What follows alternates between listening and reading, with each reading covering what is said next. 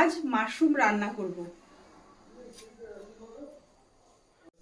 ভালো করে ধুয়ে তারপরে কেটে নিয়েছি। কাটা মাশরুমগুলোকে গরম জলে একটু নুন হলুদ দিয়ে ভাপিয়ে নিয়ে জলটাকে ঝরিয়ে নিয়েছি।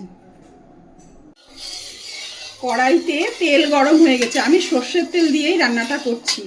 এইবার কুচনো পেঁয়াজ সোমবারে দিয়ে দিলাম। পেঁয়াজটাকে হালকা লাল লাল করে একটু ভেজে নেব। এইবার পেস্ট করে রাখা পেঁয়াজ, রসুন, আদা, কাঁচা লঙ্কা দিয়ে দিচ্ছি।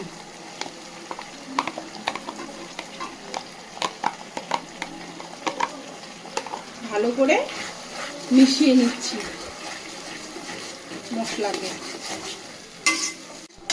মশলা কষাতে কষাতেই পরিমাণ মতো নুন দিয়ে দিচ্ছি,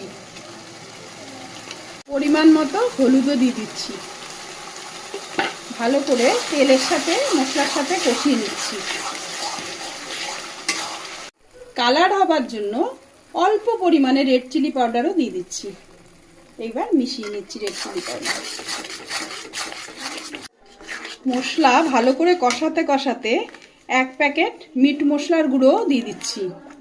এইভাবে মাশরুমকে একবার রান্না করে খেয়ে দেখবে যে কেমন টেস্টি হয়, অসাধারণ হয় খেতে। মশলা কষানো হয়ে গেছে, মশলা থেকে তেল ছেড়ে দিয়েছে। এইবার কুচিয়ে রাখা টমেটোটা দিয়েও আরেকবার কষিয়ে নেব।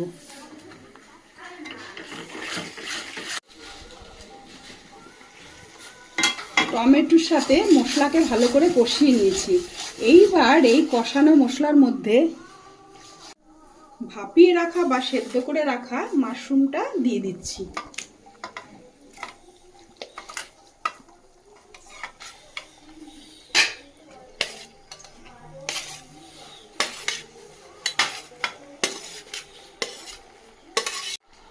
ভালো করে মশলার সাথে মাশরুমকে মিশিয়ে নিচ্ছি।